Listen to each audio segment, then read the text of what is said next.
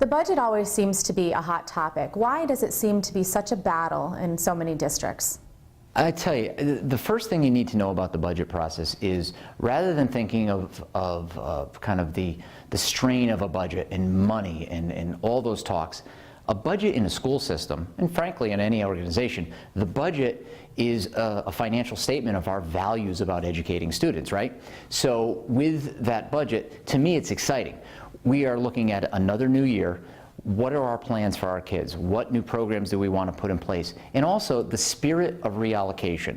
Being fair to our taxpayers, how do we look at the existing faculty and staff that we have and the existing programs that we have and really analyze, is this working? Are people in the best positions for their skill set? How can we reallocate funds to maximize learning experiences for students? And so the principals and central administration have really taken a good hard look at where we're at in terms of staffing levels, program, and taking a look, does this program still work? If it does, let's continue it. If it's not working and we're looking for something new, what do we replace it with?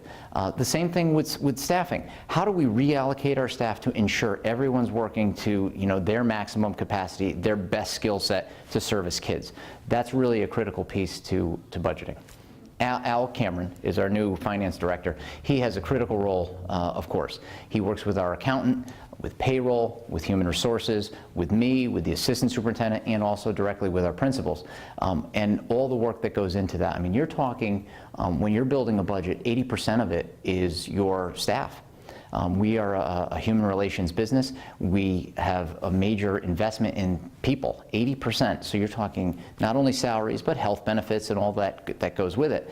The other 20% is for materials and so forth. So, and of course, facilities.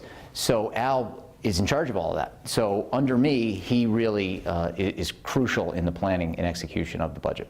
At the end of the day, in small towns in Connecticut, most citizens, we all want the same thing. We want to have a great school system.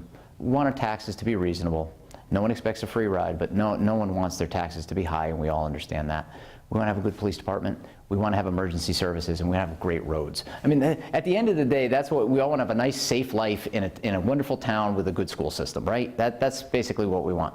I think the key thing is honesty, transparency, and really having a deep, strong, reasonable rationale for what you're asking for.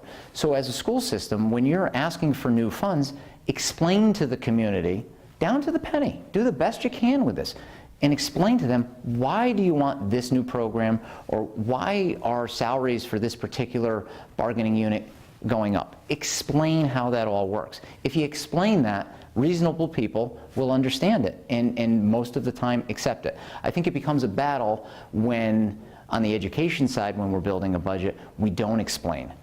That's the worst thing you can do. So if you explain where things are coming from and you listen and you answer people's questions in simple terms and just answer the question, then people understand. I think it's when you're not able to answer the question or unwilling to answer a question that somebody asks and you don't give an appropriate explanation, then people are suspect of what you're doing, and they should be. So on December 16th, the new board, our first formal official meeting of the new board, they also will be receiving the spending plan from the superintendent. So after all of the input has been received, I'll have a presentation put together along with all the detailed backup to explain and do a full presentation for the board on the 16-17 budget. From there, the process evolves and goes through the board. We have budget workshops where the board asks a lot of questions and tries to understand the budget. They look at what might be limitations of the community, and we talk all those pieces through. That takes the month of January. From there, it goes over to the Board of Finance and the First Selectman's office, and we present to the town side. And again, there's more of that democratic process and vetting of the budget. And we go through that for most of the winter. And then early in the spring, there'll be a referendum schedule, and then we'll vote on the budget. And there'll be a lot of time for the community, our seniors, our parents, for everybody to get involved, students to get involved and ask questions and be part of the process. And we look forward to it.